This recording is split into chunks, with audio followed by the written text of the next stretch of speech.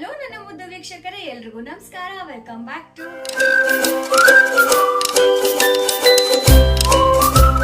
ಮತ್ತೊಂದು ಹೊಸ ವಿಡಿಯೋಗೆ ಸ್ವಾಗತ. ಬೆಳಿಗ್ಗೆ ಬೇಗ ಎದ್ಬಿಟ್ಟು ಹಿದ್ಕಿದ ಬೇಳೆ ಎಲ್ಲ ಮಾಡಿಟ್ಬಿಟ್ಟು ಈಗ ಟೆರೆಸ್ಗೆ ಹೋಗ್ತಾ ಇದ್ದೀನಿ. ಟೆರೆಸ್ ವಿಡಿಯೋನ ಮುಂದೆ ಶೇರ್ ಮಾಡ್ತೀನಿ. ಹಾಗೆ ಹಿದ್ಕಿದ ಬೇಳೆ ರೆಸಿಪಿ ಬೇಕು ಅಂದ್ರೆ ನಿಮ್ಗೆ ಕಮೆಂಟ್ ಮಾಡಿ, ನಾನು ಖಂಡಿತವಾಗ್ಲೂ ನೆಕ್ಸ್ಟ್ ವಿಡಿಯೋಗಳಲ್ಲಿ ಶೇರ್ ಮಾಡ್ತೀನಿ. ಇವಾಗ ಸೀಸನ್ ಆಗಿರೋದ್ರಿಂದ ಪದೇ ಪದೇ ಮಾಡ್ತಾ ಇರೋದ್ರಿಂದ ನಾನು ವಿಡಿಯೋ ಮಾಡಿ ನಿಮ್ಗೆ ಶೇರ್ ಮಾಡ್ತೀನಿ. ಈಗ ಹಿದ್ಕಿದ ಬೇಳೆ ನೋಡ್ಕೊಂಡು ಟೆರೆಸ್ಗೆ ಹೋಗೋಣ, ಬರ್ತೀರಾ? ಇಲ್ಲಿ ನೋಡಿ, ಹಿದ್ಕಿದ ಬೇಳೆ ರೆಸಿಪಿ ಬೇಕಂದ್ರೆ ಕಮೆಂಟ್ ಮಾಡಿ. ತುಂಬ ಟೇಸ್ಟಿಯಾಗಿರುತ್ತೆ. ಏನಕ್ಕೆ ಇಷ್ಟೊಂದು ಮಾಡಿದ್ದೀರಾ ಅನ್ಕೋಬೇಡಿ, ಇದನ್ನು ನಾನು ಒಬ್ಬರಿಗೆ ಕೊಡಬೇಕು, ಹಾಗೆ ನಮ್ಮಿಬ್ಬರಿಗೂ ಕೂಡ. ಸೊ ಹೀಗಾಗಿ ಇಷ್ಟೊಂದು ದೊಡ್ಡ ಪಾತ್ರೆನಲ್ಲಿ ಮಾಡಿದ್ದೀನಿ. ಟೇಸ್ಟಿಯಾಗಿರುತ್ತೆ.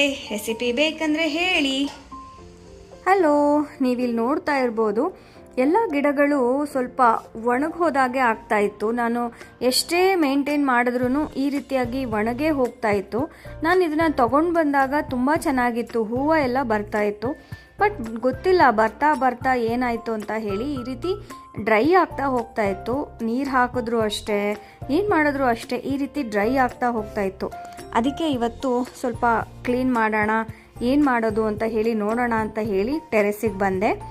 ಇವಾಗ ಇಲ್ಲಿ ಬಂದಮೇಲೆ ಡಿಸೈಡ್ ಮಾಡಿದೆ, ಇದನ್ನು ಹೀಗೆ ಬಿಟ್ಟು ನಾನು ಎಷ್ಟೇ ಔಷಧಿ ಹೊಡೆದ್ರೂ ಇದು ಮತ್ತು ಹೀಗೆ ಆಗ್ತಾ ಇರುತ್ತೆ. ಅದಕ್ಕೆ ಒಂದು ಕೆಲಸ ಮಾಡೋಣ, ಫಸ್ಟ್ ಇದನ್ನ ಎಲ್ಲ ಗಿಡಗಳನ್ನು ಟ್ರಿಮ್ ಮಾಡಿಬಿಡೋಣ. ಸೊ ಆವಾಗ ಹೊಸ ಚಿಗುರು ಎಲ್ಲ ಬರುತ್ತೆ ಅಂತ ಹೇಳಿಬಿಟ್ಟು ಡಿಸೈಡ್ ಮಾಡಿ ಕತ್ರಿ ತಗೊಂಡು ನಿಧಾನವಾಗಿ ಕಟ್ ಮಾಡ್ತಾ ಇದ್ದೆ. ಆವಾಗ ನನ್ನ ಮನಸ್ಸಿಗೆ ಬಂದದ ವಿಷಯ ಏನು ಅಂತಂದರೆ, ಈ ಗಿಡಗಳಿದ್ದ ಹಾಗೆ ನಮ್ಮ ಜೀವನನೂ ಅಲ್ವಾ, ಈ ಗಿಡಗಳ ಥರನೇ ನಾವು ಬೇಡದೇ ಇರೋ ವಿಷಯಗಳನ್ನು ನಮ್ಮ ತಲೆನಲ್ಲಿ ತುಂಬ್ಕೊಂಡು ಕೂತಿದ್ದೀವಲ್ವಾ ಅಂತ ಅನ್ನಿಸ್ತು. ಈ ಗಿಡಗಳಲ್ಲಿ ಈ ಒಣಗಿರೋ ಎಲೆಗಳಿದ್ರೆ ಏನಾಗತ್ತೆ, ಆ ಗಿಡಕ್ಕೆ ಭಾರ ಆಗತ್ತೆ, ಹೊಸ ಎಲೆಗಳು ಬರೋದಿಲ್ಲ, ಮತ್ತು ಹೂ ಕೂಡ ಅರಳೋದಿಲ್ಲ. ಹಾಗೆ ನಮ್ಮ ಜೀವನದಲ್ಲೂ ಅಲ್ವಾ, ಈ ಕೆಟ್ಟ ನೆನಪುಗಳು ಮತ್ತು ನಕಾರಾತ್ಮಕ ಆಲೋಚನೆಗಳು, ನಮ್ಮನ್ನು ಅರ್ಥನೇ ಮಾಡ್ಕೊಳ್ದೇ ಇರೋ ಜನ, ಅವಶ್ಯಕತೆ ಇಲ್ಲದೆ ಇರೋವಂಥ ಭಯಗಳು, ಹೀಗೆ ಇವನ್ನೆಲ್ಲ ನಾವು ನಮ್ಮ ತಲೆ ಮೇಲೆ ಹೊತ್ಕೊಂಡು ಕೂತಿದ್ದೀವಲ್ವಾ.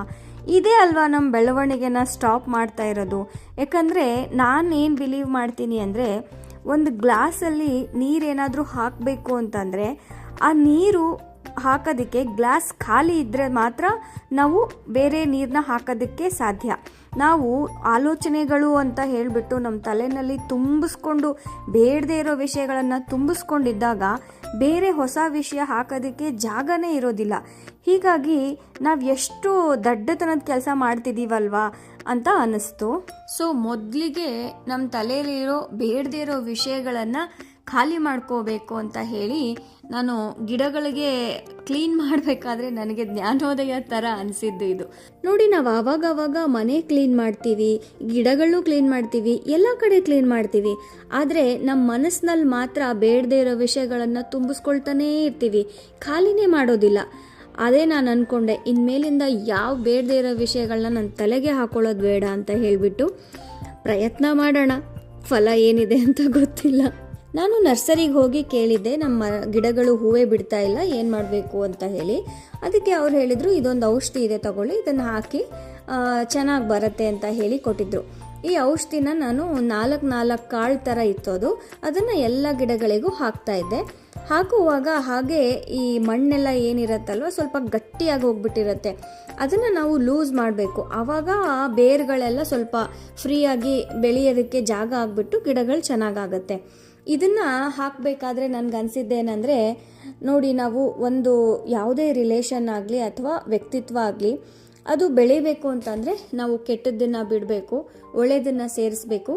ಮತ್ತು ಆಸೆ ಅಥವಾ ಬೆಳಕು ಅಂತ ಹೇಳಿ ನಾವೇನು ಅನ್ಕೋತೀವಿ, ಅದು ನಮ್ಮ ಜೀವನದಲ್ಲಿ ಇದ್ದರೆ ಮಾತ್ರ ನಾವು ಬೆಳೆಯೋದಕ್ಕೆ ಸಾಧ್ಯ. ಬೆಳವಣಿಗೆ ಅಂದರೆ ಬೇರೆಯವ್ರ ಕಣ್ಣಿಗೆ ನಾವು ಬೆಳೆದಿದ್ದಾರೆ ಅಂತ ಹೇಳಿ ಕಾಣಿಸ್ಕೊಳ್ಳೋದಲ್ಲ. ಬೆಳವಣಿಗೆ ಅಂದರೆ ನೆನ್ನೆಗಿಂತ ನೀನು ಇವತ್ತು ಸ್ವಲ್ಪನಾದರೂ ಏನಾದರೂ ಕಲ್ತಿದ್ರೆ, ಏನಾದರೂ ಒಂದು ವಿಷಯದಲ್ಲಿ ಡೆವಲಪ್ ಆಗಿದ್ದರೆ ಅದೇ ನಿನ್ನ ಬೆಳವಣಿಗೆ. ಮೊದಲಿಗೆ ನಿನ್ನ ಮನಸ್ಸಿಗೆ ನೀನು ನೆಮ್ಮದಿಯಾಗಿದ್ದರೆ ಅದೇ ನನ್ನ ಪ್ರಕಾರ ಬೆಳವಣಿಗೆ. ಯಾಕಂದರೆ ಅದೇ ತುಂಬ ಇಂಪಾರ್ಟೆಂಟ್ ಇವಾಗ. ಸೊ ಹೀಗಾಗಿ ನಾನು ಇದನ್ನೆಲ್ಲ ಯೋಚನೆ ಮಾಡ್ತಾ ಇದ್ದೆ. ಇದಾಗಿತ್ತು ನಾನು ಗಾರ್ಡನ್ನಿಂದ ಕಲ್ತ್ಕೊಂಡಂಥ ಪಾಠ. ನಾನು ಜಾಸ್ತಿ ತಲೆ ತಿನ್ನಲ್ಲ ನಿಮ್ಮದು, ಏನೇನೋ ಮಾತಾಡಿಬಿಟ್ಟೆ. ಇವಾಗ ನೀವು ನೋಡ್ಬೋದು ನಾನು ಅವತ್ತು ಹೇಗೆಲ್ಲ ಕಟ್ ಮಾಡಿದ್ದೆ, ಇವಾಗ ಎಷ್ಟು ಚೆನ್ನಾಗಿ ಬೆಳೆದಿದೆ ಅಂತ ಹೇಳಿ ನೀವಿಲ್ಲಿ ನೋಡ್ಬೋದು. ಸೊ ಮಣ್ಣೆಲ್ಲ ಸ್ವಲ್ಪ ಕ್ಲೀನ್ ಮಾಡಿ ಸ್ವಲ್ಪ ಗೊಬ್ಬರ ಹಾಕಿ ಕಟ್ ಮಾಡಿ ಟ್ರಿಮ್ ಮಾಡಿದ್ಮೇಲೆ ಈ ರೀತಿಯಾಗಿ ಚೆನ್ನಾಗಿ ಬೆಳೆದಿದೆ.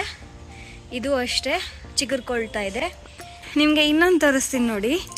ಇದು ಈರುಳ್ಳಿ ಸ್ವಲ್ಪ ಕೆಟ್ಟು ಹೋಗಿತ್ತು ಅಂತ ಹೇಳಿಬಿಟ್ಟು ಈ ರೀತಿಯಾಗಿ ಹಾಕಿದ್ರು ನಮ್ಮಮ್ಮ. ಎಷ್ಟು ಚೆನ್ನಾಗಿ ಬಂದಿದೆ ನೋಡಿ.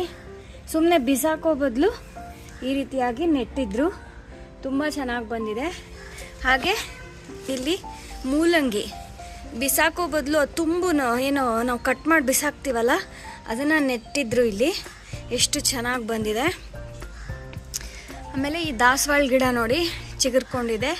ಮೇ ಬಿ ಇನ್ನೊಂದು ಸ್ವಲ್ಪ ದಿನದಲ್ಲಿ ಹೂ ಬಿಡುತ್ತೆ ಅನ್ಕೋತೀನಿ. ಈ ಸ್ಟ್ಯಾಂಡ್ಗಳನ್ನ ನಾನು ಮೀಶೋದಲ್ಲಿ ತರಿಸಿದ್ದೆ. ಇವಾಗ ಈ ಸ್ಟ್ಯಾಂಡ್ಗಳು ನನಗೆ ಸಾಕಾಗ್ತಿಲ್ಲ ನೋಡಿ, ಸಾಕಾಗ್ತಿಲ್ಲ. ಇನ್ನೂ ಇಷ್ಟು ಪಾಟ್ಗಳಿದ್ದಾವೆ ನನ್ನ ಹತ್ರ. ಸೊ ಈಗ ಒಂದು ಐಡಿಯಾ ಮಾಡಿದ್ದೀನಿ. ನಾನು ಏನು ಐಡಿಯಾ ಮಾಡಿದ್ದೀನಿ ಅಂತ ನಿಮಗೂ ತೋರಿಸ್ತೀನಿ. ಇಲ್ಲಿ ನೋಡಿ, ಇಲ್ಲೂ ಈರುಳ್ಳಿ ಎಷ್ಟು ಚೆನ್ನಾಗಿ ಬೆಳೆದಿದೆ. ಇದನ್ನು ಹೆಚ್ಚಿ ನಾನು ಒಂದು ಡಿಶ್ ಮಾಡ್ತೀನಿ. ಅದನ್ನು ಏನು ಮಾಡ್ತೀನಿ ಅಂತ ನಾನು ನೆಕ್ಸ್ಟ್ ವಿಡಿಯೋದಲ್ಲಿ ತೋರಿಸ್ತೀನಿ. ಈಗ ಪಾಟ್ಗಳನ್ನ ಇಡೋದಕ್ಕೆ ಏನು ಐಡಿಯಾ ಮಾಡ್ತಿದ್ದೀನಿ ಅಂತ ತೋರಿಸ್ತೀನಿ.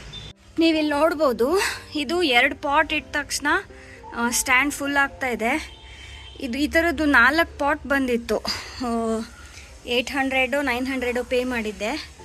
ಬಟ್ ಎಷ್ಟು ಅಂತ ತರ್ಸೋಕ್ಕಾಗತ್ತೆ ಅಂತ ಹೇಳಿಬಿಟ್ಟು ಇವಾಗ ಒಂದು ಐಡಿಯಾ ಏನು ಮಾಡಿದ್ದೀನಿ ಅಂದರೆ, ಈ ರೀತಿ ಗ್ರ್ಯಾನೈಟ್ ಅನಿಸುತ್ತೆ ಇದು. ಈ ಥರದ್ದು ನಮ್ಮ ಮನೆಯಲ್ಲಿ ರಿನೋವೇಷನ್ ಮಾಡಿಸಿದಾಗ ಉಳ್ದಿರೋದು ಹಿಂದೆ ಇಟ್ಟಿದ್ದೆ. ಇವಾಗ ಇದನ್ನು ಮಧ್ಯದಲ್ಲಿ ಇಡ್ತೀನಿ ನೋಡಿ.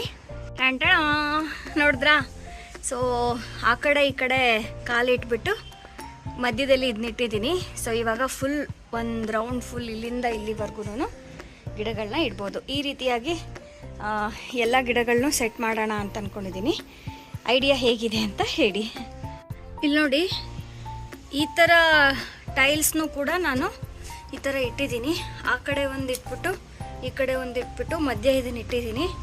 ಸೊ ಲೈಟ್ ವೆಯ್ಟ್ ಆಗಿರೋ ಅಂಥದ್ದನ್ನು ಇಟ್ಟು ನೋಡ್ತೀನಿ. ಮೊದಲು ಒಂದು ಸತಿ ಭಾರ ಇರೋದನ್ನು ಇಟ್ಟಿದ್ದೆ, ಏನಾಗಿರಲಿಲ್ಲ. ಈ ಸತಿ ಒಂದು ಸ್ವಲ್ಪ ನಿಧಾನವಾಗಿ ಲೈಟ್ ವೆಯ್ಟ್ ಇರೋದನ್ನು ಇಡ್ತಿದ್ದೀನಿ. ಸೊ ಈ ರೀತಿಯಾಗಿ ನೀವು ಯಾವುದಾದ್ರೂ ಹಳೆ ಟೈಲ್ಸೋ ಅಥವಾ ಯಾವುದಾದ್ರೂ ವುಡನ್ ಪೀಸೋ ಯಾವುದಾದ್ರೂ ವೇಸ್ಟ್ ಇದೆ ಅಂತಂದ್ರೆ ಅದನ್ನು ಕೂಡ ನೀವು ಟೆರೆಸ್ ಹಾಳಾಗುತ್ತೆ ಮಣ್ಣಿಂದ ಅಂತ ಹೇಳಿದ್ರೆ ಈ ರೀತಿಯಾಗಿ ಬಳಸ್ಕೋಬೋದು. ಕೆಳಗಡೆ ನೀರು ಹಾಕಿ ತೊಳ್ಕೊಂಬಿಟ್ರೆ ನಿಮಗೆ ಟೆರೆಸ್ ಏನೂ ಹಾಳಾಗಲ್ಲ. ಕೆಲವೊಬ್ಬರಿಗೆ ಅದೊಂದು ಇರುತ್ತೆ, ಯಾಕಂದರೆ ಈ ರೀತಿ ಮಣ್ಣು ಬೀಳ್ತಾ ಇರುತ್ತೆ ನೋಡಿ, ಈ ರೀತಿಯಾಗೆಲ್ಲ ಮಣ್ಣು ಆಗ್ತಾ ಇರುತ್ತೆ, ಟೆರೆಸ್ ಹಾಳಾಗ್ಬಿಡುತ್ತೆ ಅಂತ ಹೇಳಿ ಯೋಚನೆ ಮಾಡೋರಿಗೆ ಇದೊಂದು ಸೊಲ್ಯೂಷನ್ ಅಂತ ಹೇಳ್ಬೋದು. ಬಿಸಿಲಿಗೆ ಇಟ್ಟಿರೋದ್ರಿಂದ ಮತ್ತು ನೀರು ಬೆಳಕು ಗಾಳಿ ಎಲ್ಲ ಚೆನ್ನಾಗಿ ಬರ್ತಾ ಇರೋದ್ರಿಂದ ನೀವು ನೋಡ್ಬೋದು ತುಳಸಿ ಎಷ್ಟು ಚೆನ್ನಾಗಿದೆ. ಕೆಳಗಡೆ ಇಟ್ಟಾಗ ಬೆಳೀತಾನೆ ಇರಲಿಲ್ಲ. ಸೊ ಬಿಸಿಲು ಎಲ್ಲರಿಗೂ ಇಂಪಾರ್ಟೆಂಟು, ನಮಗೆ ಗಿಡಗಳಿಗಂತೂ ತುಂಬ ಇಂಪಾರ್ಟೆಂಟು. ನಾವು ಮನುಷ್ಯರಿಗೂ ಕೂಡ ಅಷ್ಟೇ ಬಿಸಿಲು ತುಂಬ ಇಂಪಾರ್ಟೆಂಟು. ನಾವು ಇತ್ತೀಚಿನ ದಿನಗಳಲ್ಲಿ ಬಿಸಿಲಿಗೆ ಬರಲ್ಲ, ಅದೊಂದು ದೊಡ್ಡ ಪ್ರಾಬ್ಲಮ್ ಅನಿಸುತ್ತೆ. ನೀವು ನೋಡ್ಬೋದು ಇಲ್ಲಿ ಎಷ್ಟು ಚೆನ್ನಾಗಿ ಬೆಳೆದಿದ್ದಾವೆ ಇವಾಗ. ಸೊ ಈ ವಿಡಿಯೋ ಇಷ್ಟ ಆಗಿದ್ದರೆ ದಯವಿಟ್ಟು ಶೇರ್ ಮಾಡಿ, ಸಬ್ಸ್ಕ್ರೈಬ್ ಮಾಡಿ. ಮತ್ತೊಂದು ವಿಡಿಯೋಂದಿಗೆ ಸಿಗ್ತೀನಿ. ಅಲ್ಲಿವರೆಗೂ ನಮಸ್ಕಾರ.